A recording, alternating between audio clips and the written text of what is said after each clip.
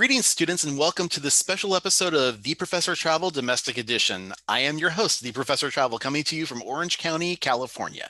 This is the website, the vlog, and the podcast that you come to in order to learn more about different travel destinations. This is where you come in order to discuss them as a community. Hopefully, this will inspire you to travel more and ultimately enjoy life more. Now, you can reach me at a variety of different social media sites, but first and foremost, find me on my website at theprofessortravel.com. On YouTube, on Facebook, and on TikTok now, you can find me at The Professor Travel.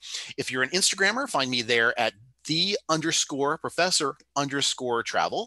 If you're a Twitter then you can find me on Twitter at theprofessortr1. And then finally, if you're a blogger, you can find me on Blogspot at theprofessortravel.blogspot.com.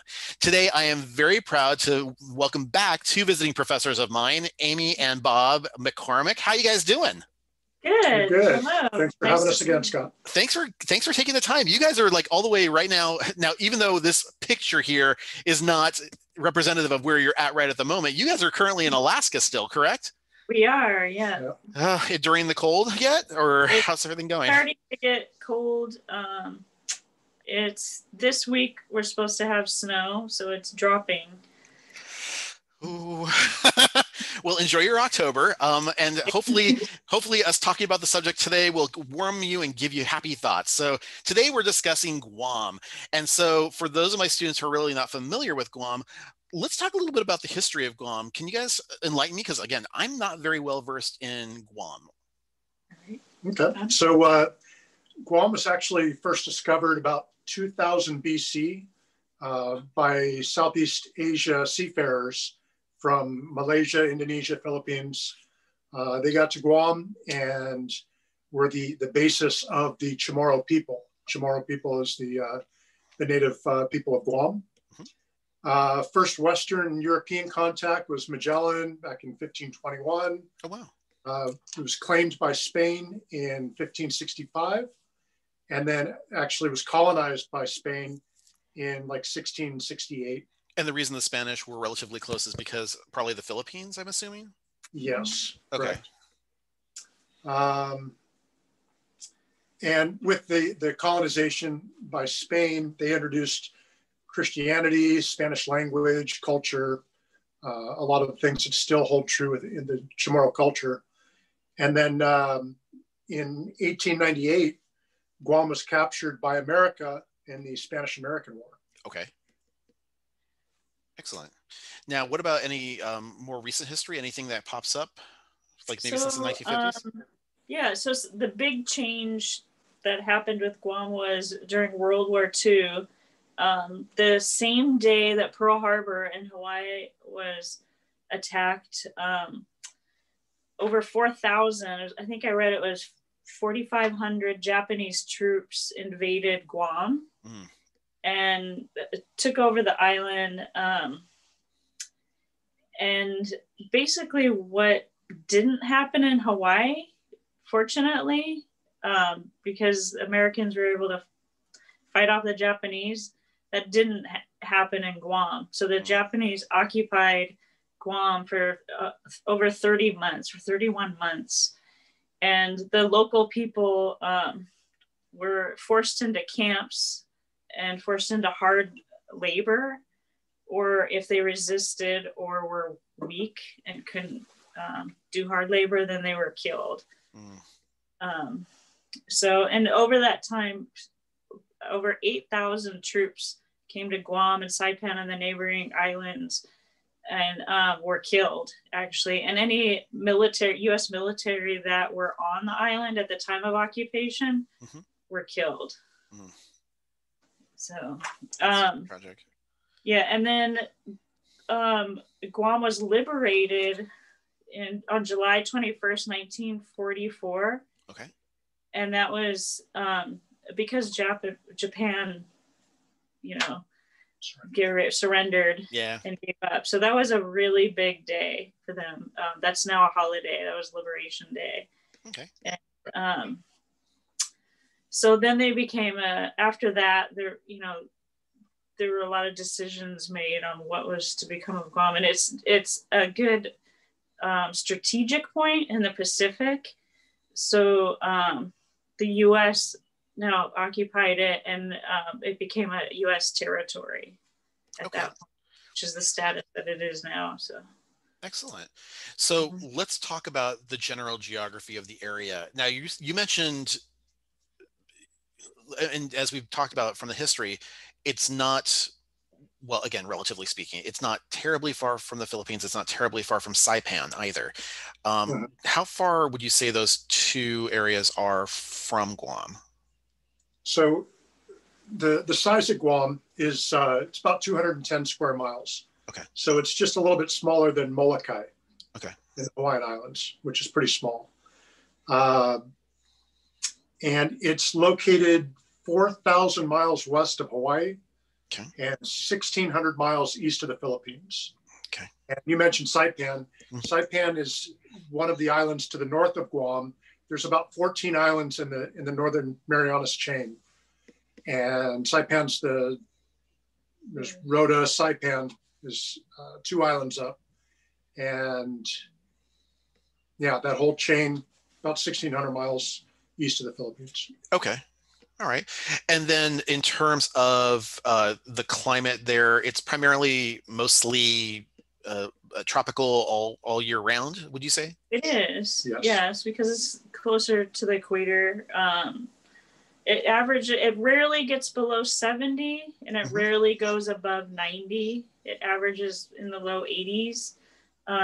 Instead of a winter and a summer, there's a wet season, which is July through November, and then dry season, which is January through May. But there are the popular. I'm sorry. Go ahead. That is usually during the dry season. Okay, that's what it is. And then I was going to say, since we're transitioning into weather as well, they're not called hurricanes in Guam, they're typhoons. And so the only difference between a typhoon and a hurricane is primarily the location where that's at. Right.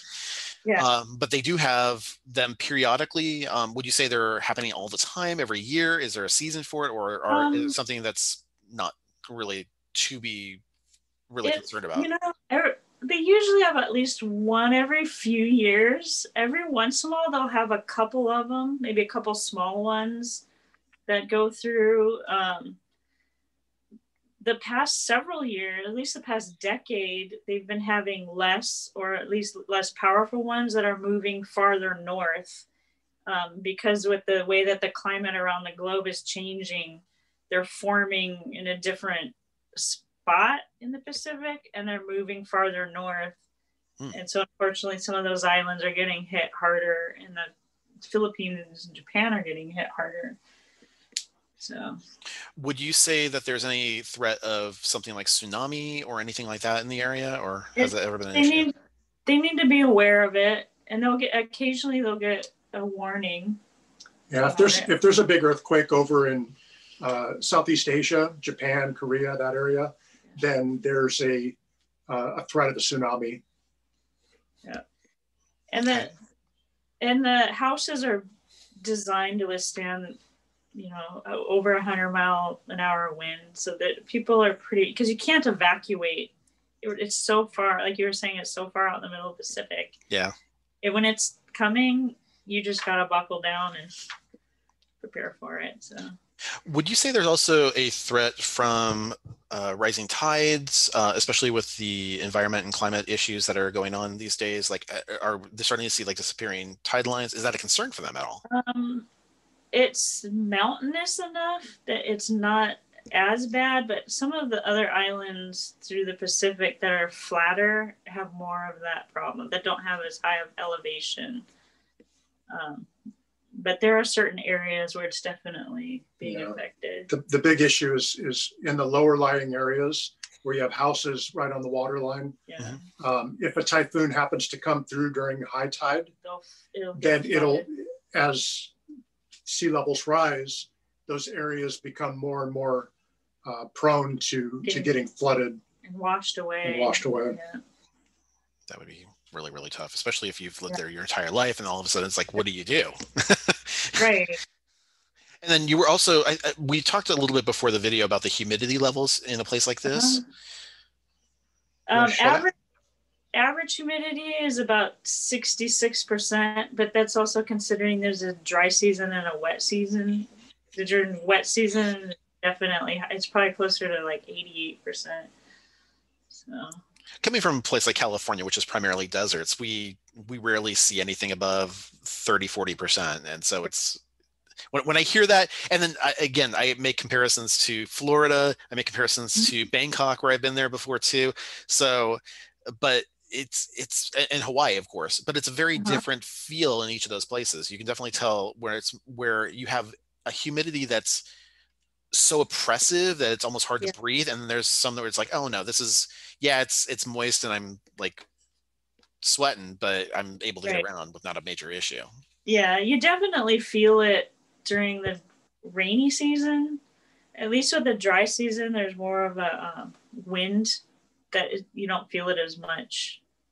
But in the house, you do want a humidifier or air conditioner that helps dry out the air and everything to prevent mold, especially during the wet season. Is there a major insect problem during those time frames, or? Yeah, kind of. I mean, we get like the no-see-ums at dusk. And mosquitoes. Especially after a typhoon where there's a lot of standing water in places. Yeah. Then there can be problems with mosquitoes. Okay. Oh yeah, and there's snakes. Oh, talk to me about that.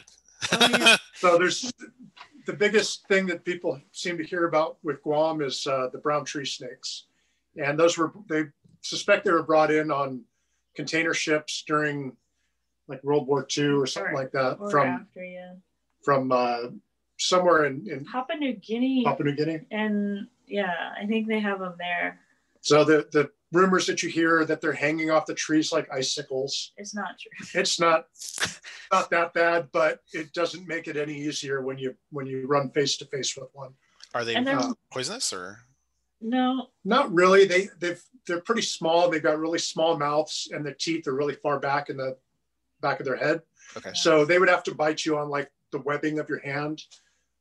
It's more of an issue for like elderly people or infants, but for the most part, they're non-poisonous. Okay. They're just more of a nuisance. And the biggest problem they've had is that they've wiped out their indigenous bird population.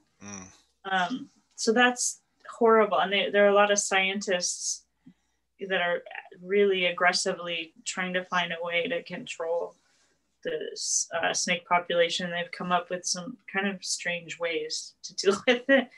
I remember years ago, I mean, this was almost 20 years ago, they had mice that they attached. I don't know, to me, it was like a parachute, but it wasn't like streamers that they dropped. It's the mice Air Force. That's great.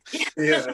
They dropped them out of planes with they found that aspirin kills the snakes. Oh. And so they didn't want to release the snakes or the mice on the ground because then other animals would eat it and die. Yeah.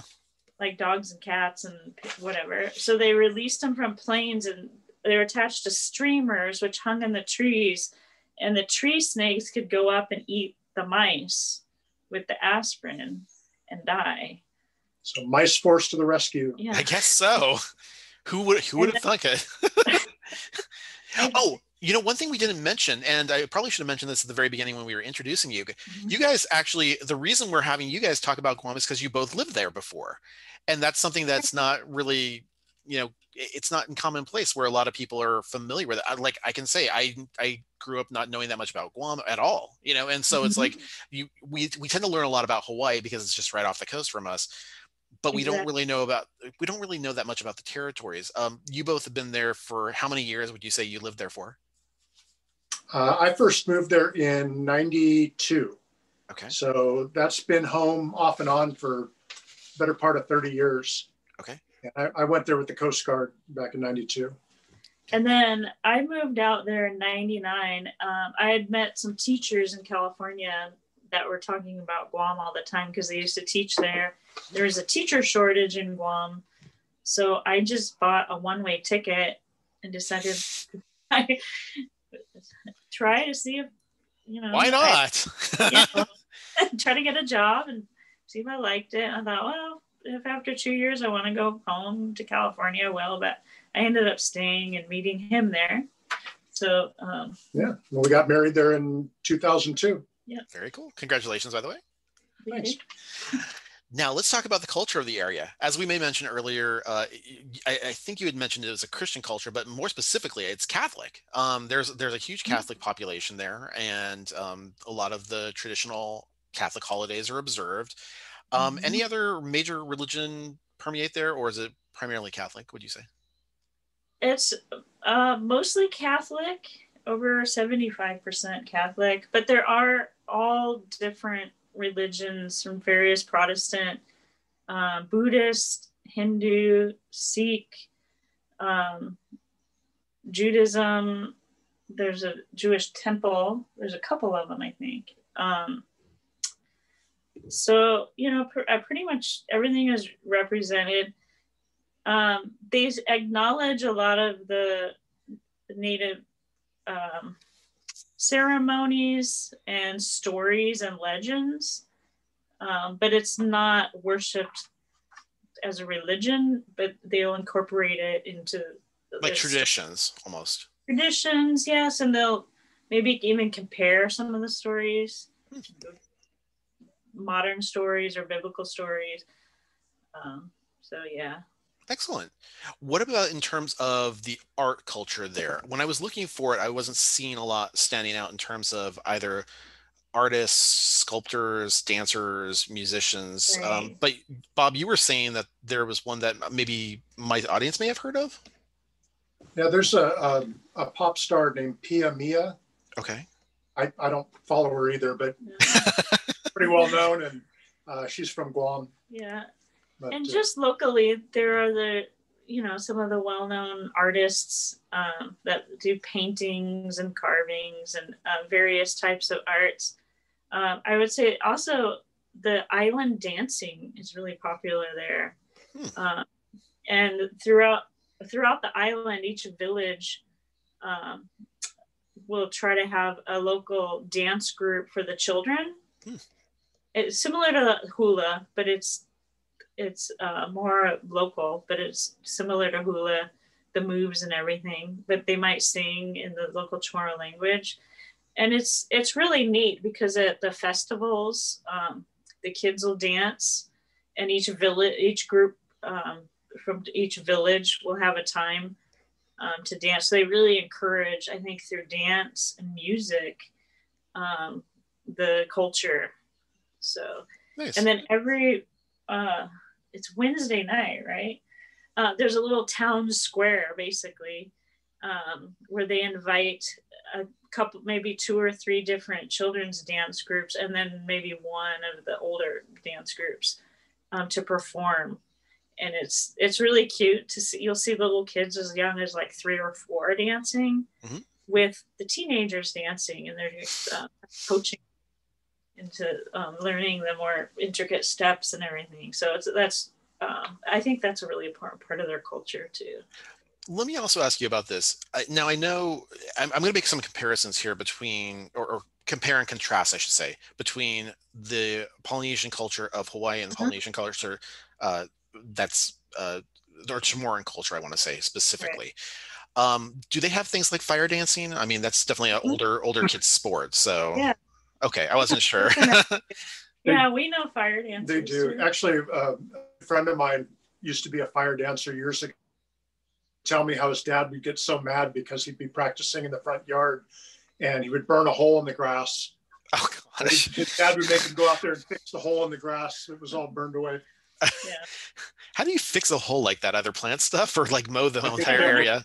You have to cut grass from another area and rebed it. No. Okay. And they actually have it's not the state dance. It's like the national dance is the cha-cha. Wait, the cha-cha? The cha-cha. The cha-cha. The cha-cha. Everybody knows how to cha-cha. Everybody, all children and adults and elderly people, everybody knows how to cha-cha. Can clearly go on Dancing with the Stars. That's great. Yeah. That's awesome. Yay. Every party you go to, every festival, anything, they'll have cha-cha music, and people of all ages get up and dance. And even when the first couple of weeks that I started teaching there, and my students were so excited because I wasn't from there and they wanted to share their culture. That's awesome. Right away, they said, you got to learn the cha-cha. If you're going to live here, you need to learn the cha-cha. And they were teaching me the cha-cha. So, yeah. Wow. And I think it's so neat because there's children that love it and there's people in their 90s that love it. It's all the different generations get up and cha-cha. That's fantastic. I'd love to hear that. Now, let's talk about the language. Now, when we were talking about language earlier, I was a little bit surprised because my natural assumption is because it's a U.S. territory, there's going to be a predominant amount of English speaking, but that's not always the case, especially when you're bordering a lot of other countries. And so talk to me about the English variants. And we can clearly see on the screen here, what is the term to say welcome or hello or goodbye? It's half a day. Half a day. Half a day. Sort of like their version of aloha, like good day or buenos dias. That's half a day. Okay. So, and it's a very upbeat, happy thing that you would just say and wave to people, or it's in songs. It's, Nice.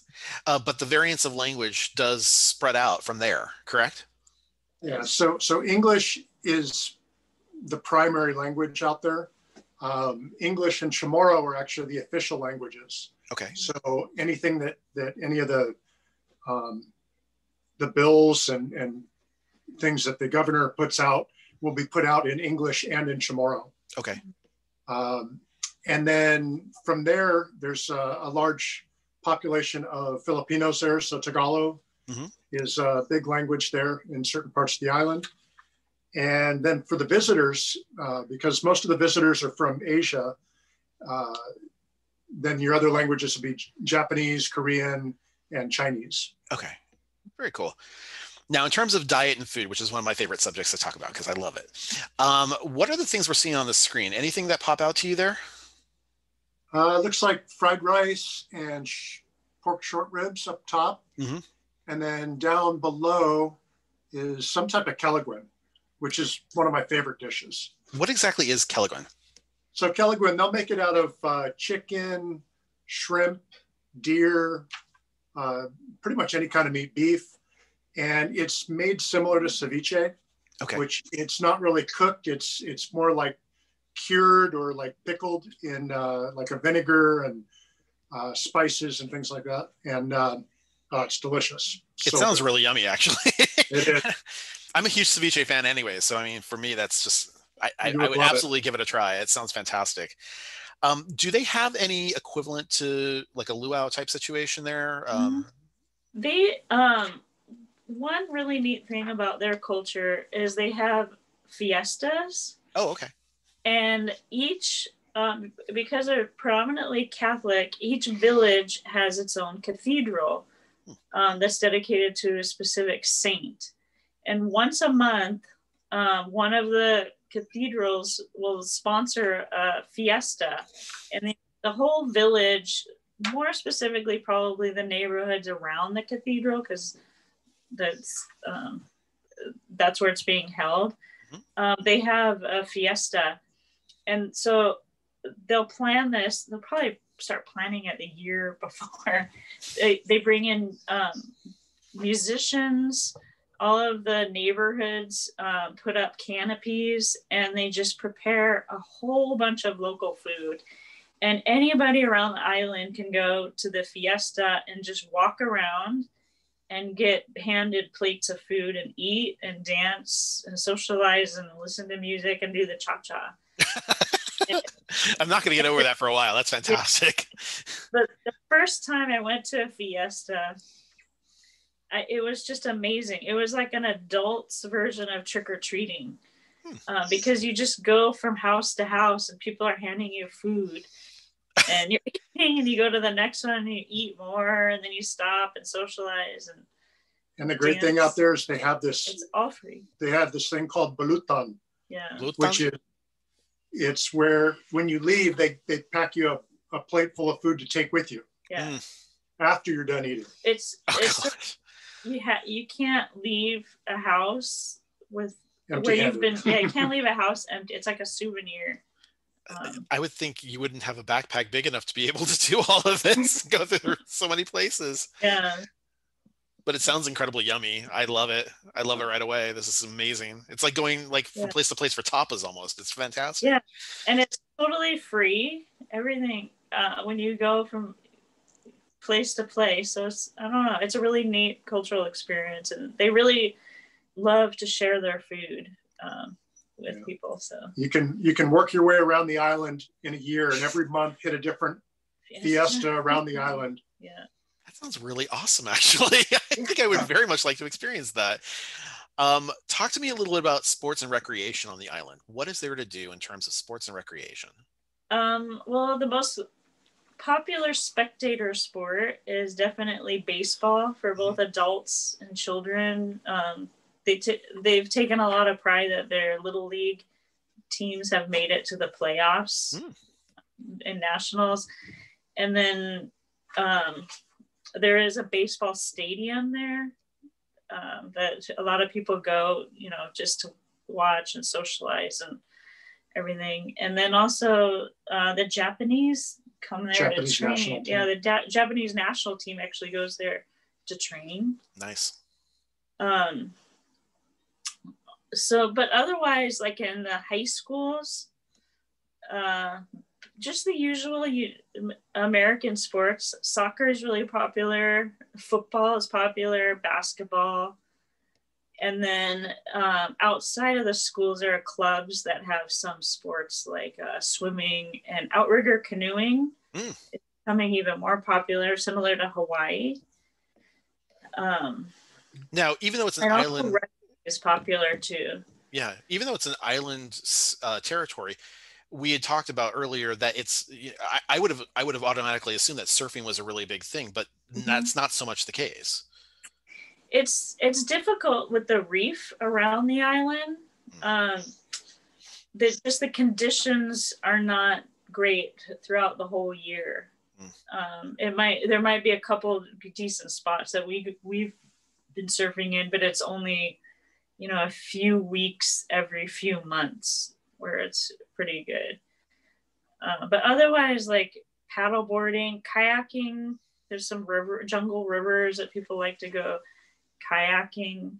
And then also scuba diving is very popular for both the tourists and then locals like to scuba dive. The snorkeling is amazing there. So a lot of people snorkel. And actually, Bob, didn't you work in scuba diving for a while or snorkeling? Yeah, I was a scuba instructor out in Guam for many years, and teaching both local classes, and then I was also teaching Japanese and Korean guests. So you have to know a little bit of the diversity of the language helps in terms of visiting, the people who are coming to the island as far as tourism and everything like that goes too. It does. Yeah. Excellent. Yeah. And then sailing is, and boating is really popular. So I can imagine like all kinds of water sports for the most part would be fun. Yeah. And the water is 80 degrees year round. Oh, see, now that's kind of lovely. I think that's great. With 150 feet of visibility, crystal clear water. Yeah, it's really because there is a reef surrounding the whole island. The water stays very clear. How close are you guys to the equator in Guam? It's 13 degrees north, so it's 700 miles. That's not far at all. Yeah. And then in terms of, but you're in the northern equator in terms of that. Okay. So, all right, very cool.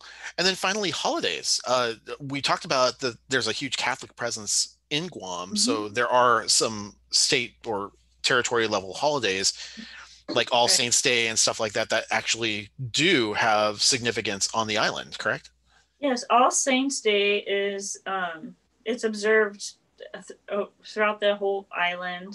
It's a really big holiday for the days leading up to it, and that day people use the time, just like in Mexico and South America probably, just to go clean up the cemeteries, decorate them, repaint them if they need to be repainted, and put flowers. And you'll see people there spending the day, having a picnic, and you'll see groups of families just not just going and visiting and then leaving. They'll actually spend quite a lot of time there. Yeah, actually, I'd like to take a moment to kind of stop here for just a second, because I think there's a really big conversation, and for my students that are watching, I think there's a conversation to be had about visiting burial sites in any country that you go to, or any territory that you might go to, because the traditions and the way in which I think they treat the deceased, it really does speak a lot to the people. Would you agree with that? Definitely, yes. So when we see, like, oh, I'm sorry, go ahead. And also, we've noticed the days, especially the year after somebody has died, they'll observe that person again and have a big, some sort of celebration. So it's like an anniversary of their passing or something like that. Yeah, which you don't, I don't know, I guess us growing up, you might observe it, but it's not a huge deal, where they might have like a whole party or something. Yeah, every year in the paper you see, celebrating their second anniversary rosary, right, to commemorate that person. Yeah, and really tell a lot about a place and a people by the way that they treat their dead, and they really revere the people that passed in Guam. Yeah, and All Souls Day, it's not a somber day. Everything is bright and cheery, all the flowers and everything. It's, a time of good memories. And celebration.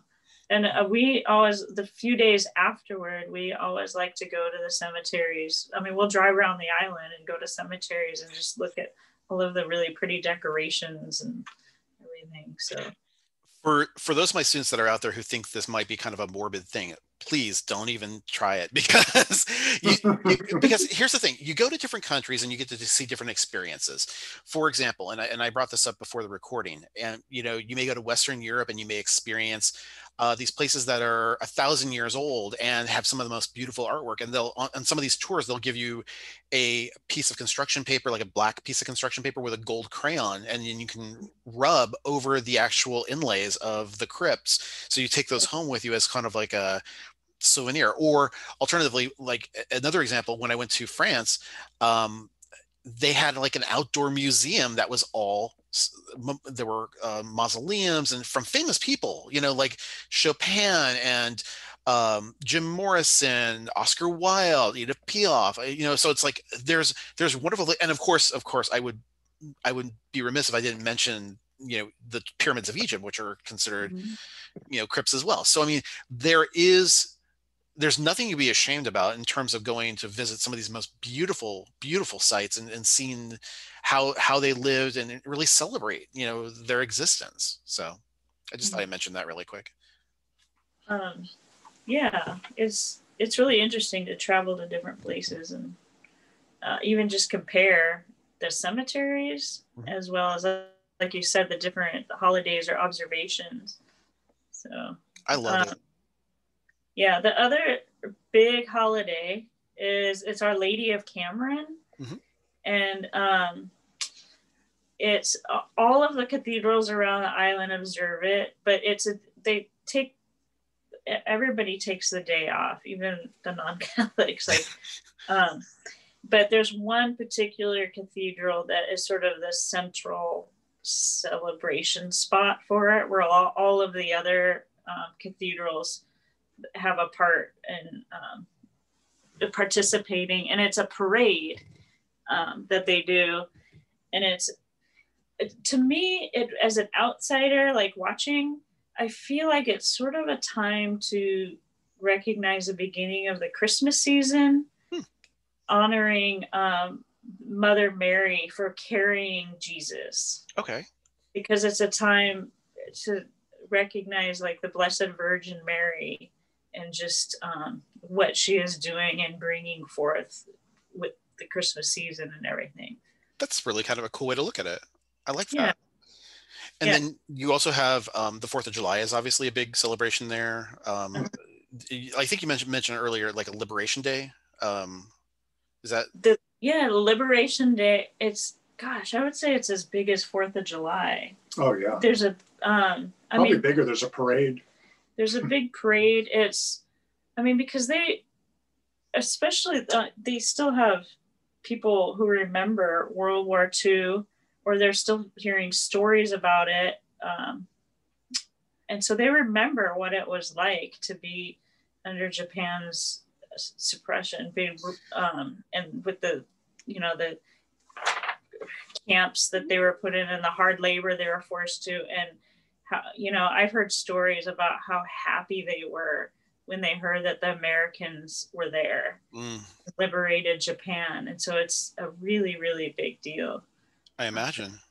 So it's very similar to 4th of July, with the parades and the celebrating the military, the different group, Boy Scouts get involved. And That's very cool. It is. I like it. It's got a lot of pizzazz to it. Now, one thing we probably should mention is like the population centers. Like what exactly is the capital city in Guam? Capital is Hagåtña.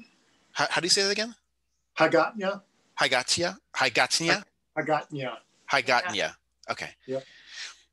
And population-wise, there's not, what is it, like maybe 100,000 people at the most, or around that? 170,000 people. 170,000. Okay. Yep.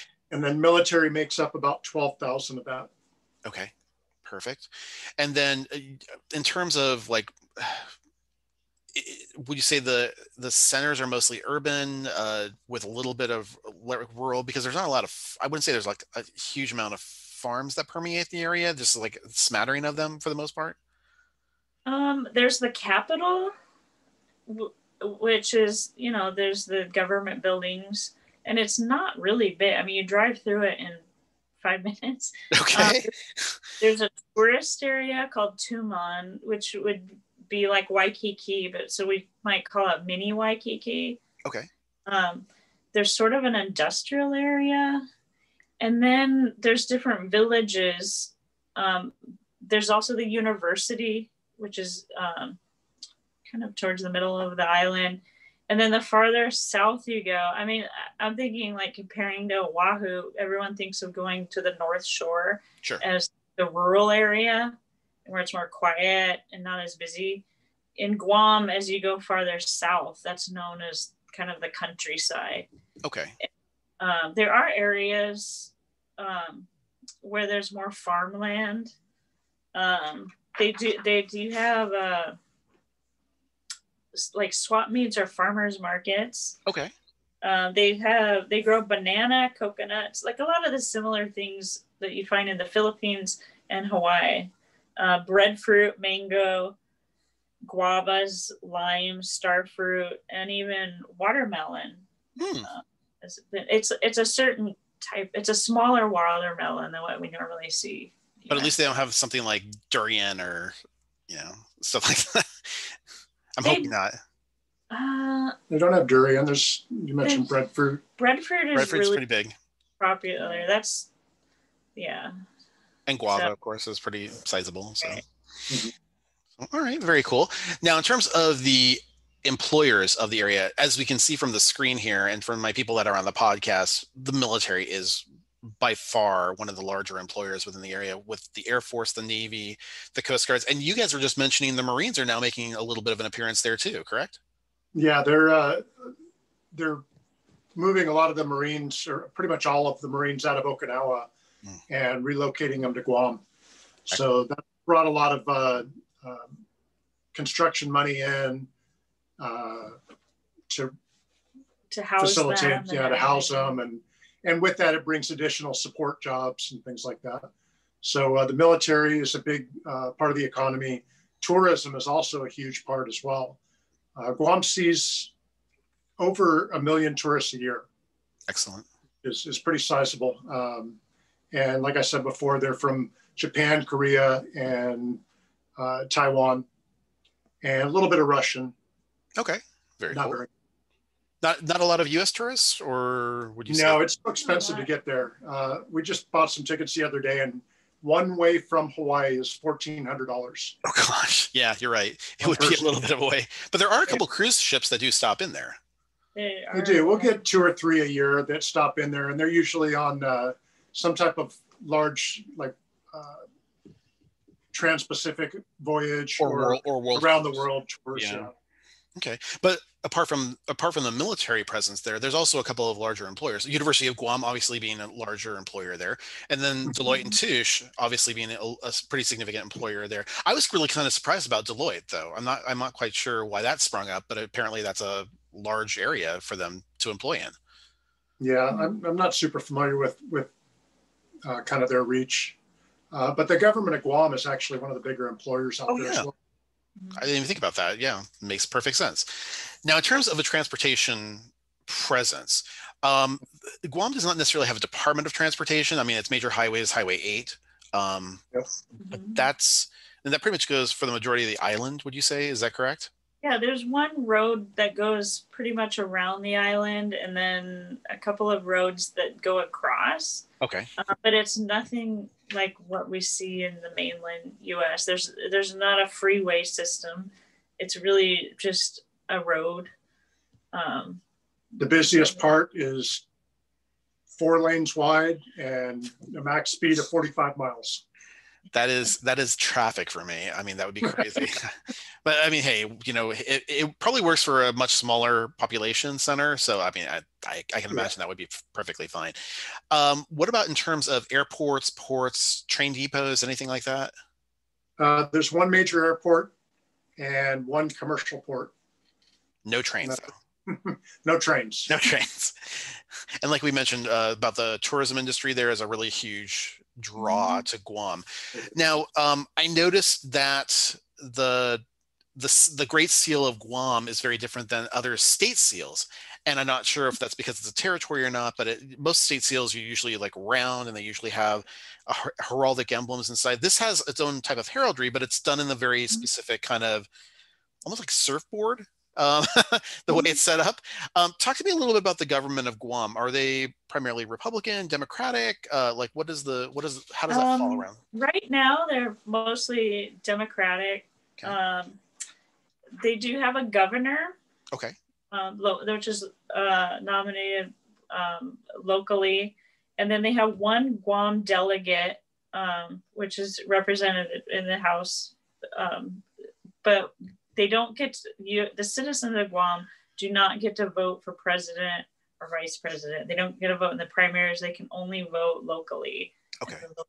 Government, the different mayors and the governors. And they can still vote on propositions or measures that go locally, correct? Right. Okay, that's good. Now, in terms of resources, I found this really fascinating. Oh, did you need to mention something or? Yeah, I was going to say the shape of the Guam seal actually represents the sling stone, which is a ancient Chamorro tool for hunting. Excellent. So it's the oval shaped stones that they would use in this in a sling. Well, thank you for teaching me that. I didn't know that. I just assumed it was a surfboard because of the shape, but that makes perfect sense, actually, now that I'm thinking about it. So thank you. Now, in terms of the resources in the area, one of the largest coral reefs right off the coastline, which is great for both it's amazing for tourism. That's a huge draw there. But then there's also a large amount of limestone and then seafood also in the area. Any other resources that I'm not thinking about? No, the coral reef is a real big one. It's got a economic value of about $127 million a year, just because it brings in people, the tourists, for going diving, snorkeling, the fish that it's home to, for the local fishing economy. Mm-hmm. And there is a limited amount of agriculture. The government's really trying to push and increase that agriculture, and most of it's consumed locally, though. Okay, that would make sense because just getting produce to and from Guam would be really, really. You'd have to have a larger supply of it, otherwise it would probably wilt and fall apart along the way. But yeah, and there are tax deductions if you grow, the local fruits. You can get a tax deduction on your house. she owned. So nice. They're encouraging it. I can appreciate that. Now, here's my passion, education. As you guys know, I've been in higher education for over 20 years.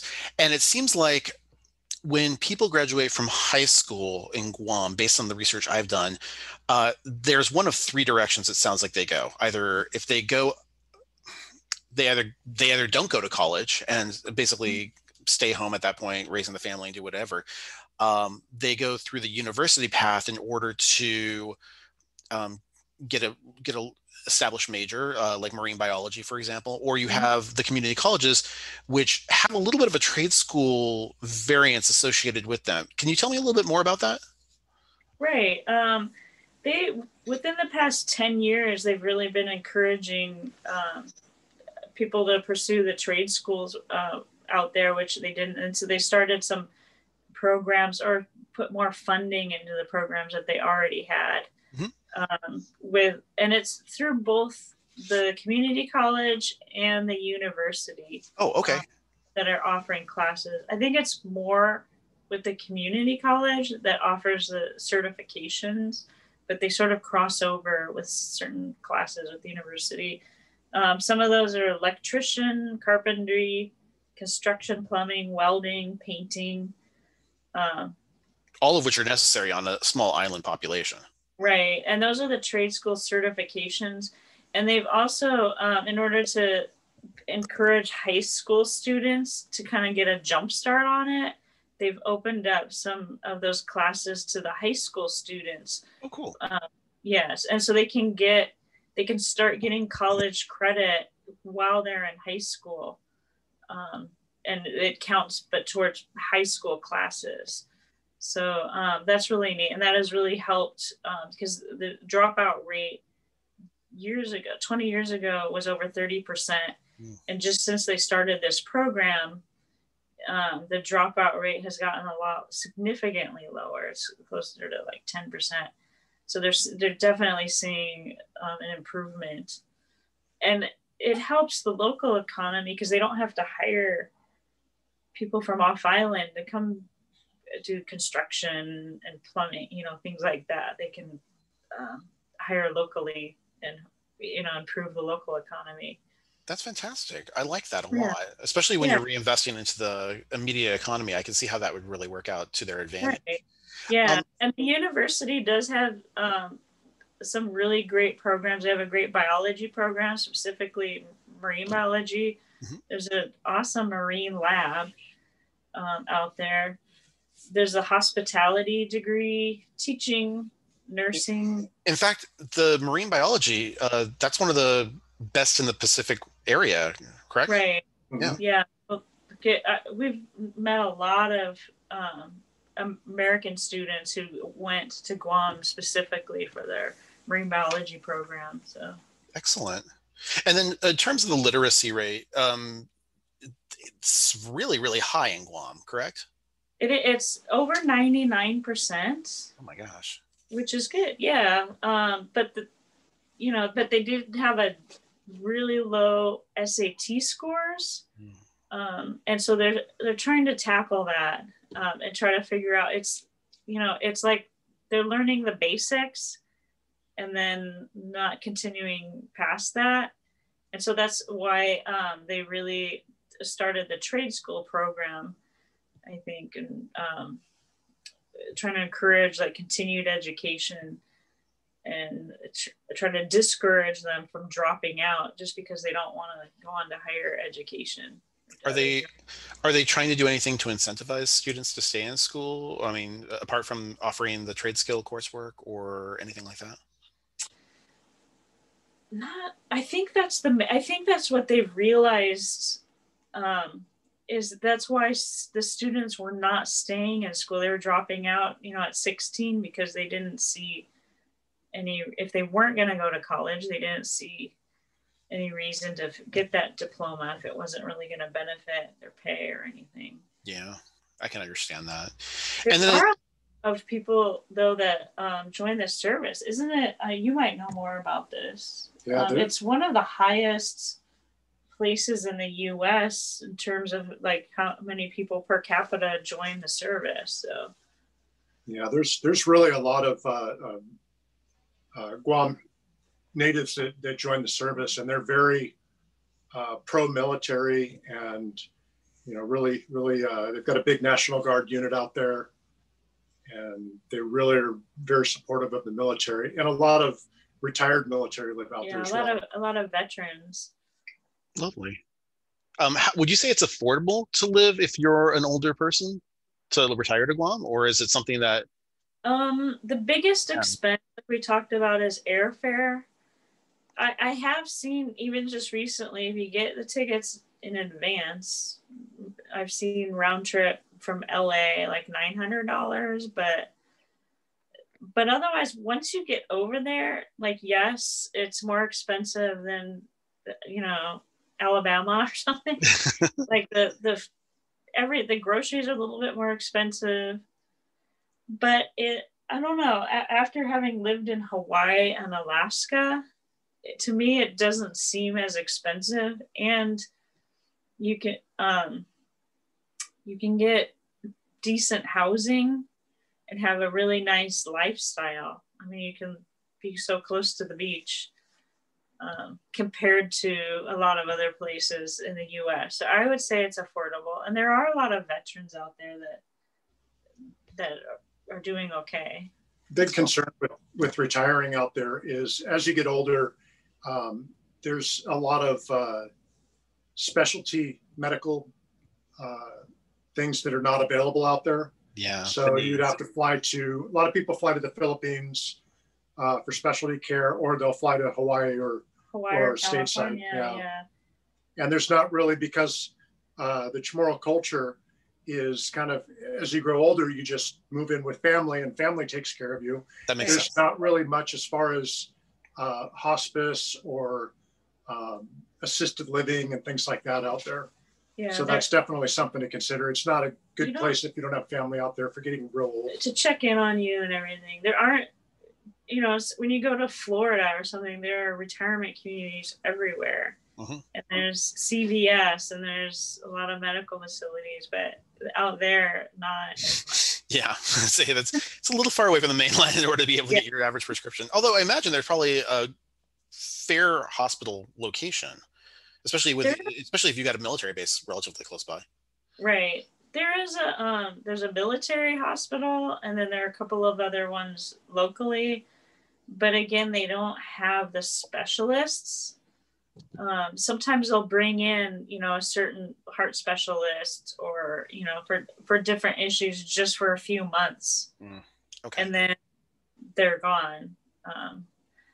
So, and I've heard of people with family that had to leave. They really needed to leave island to get extra special care, but they couldn't. They wouldn't make that long flight. So it's very difficult. Okay.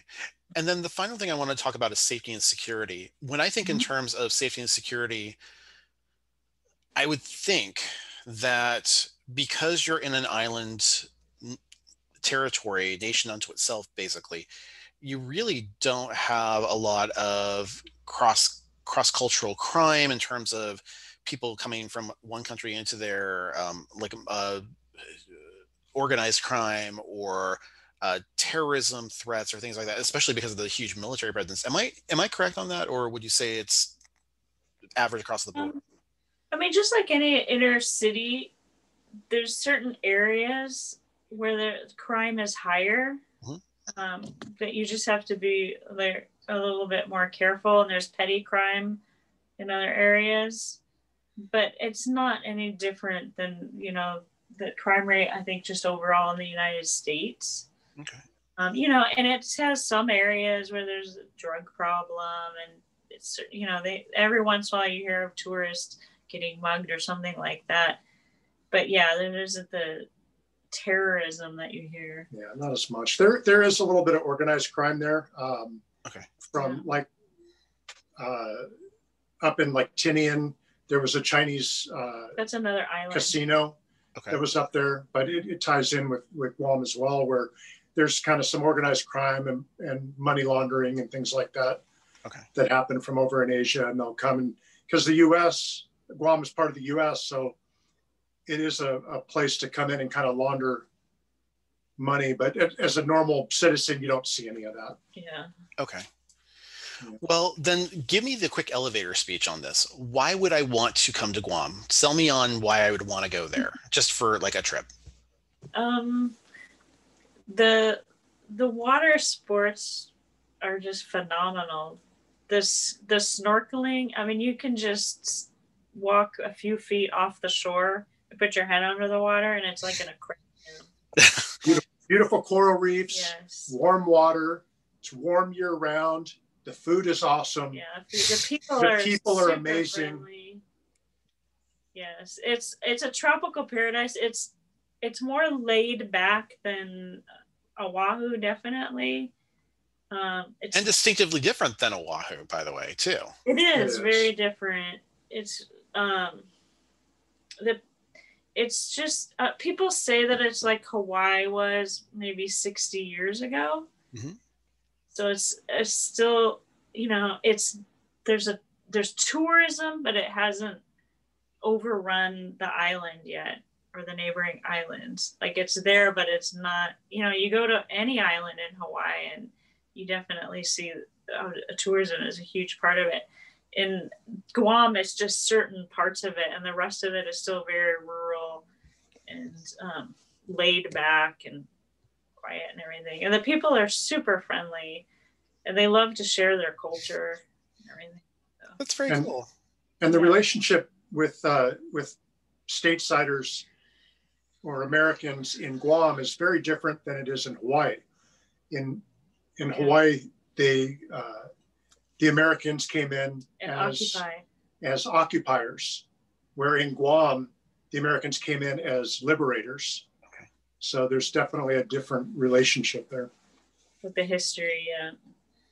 Well, it sounds really like a place I would definitely want to visit in the relative future. So again, I really want to thank the two of you for sharing this information. You're welcome. Amy and Bob, thank you so much. And again, to my students that are out there, if you have any questions or comments, you just want to learn more, please feel free to send me an email at scott@theprofessortravel.com. Again, you two, thank you so much. I really appreciate your time. Thanks for having us. Yeah, we enjoyed. Now, for those of you who are on YouTube right now, if you haven't already done so, you can click that little bell icon right above us in order to be notified about when new videos come out.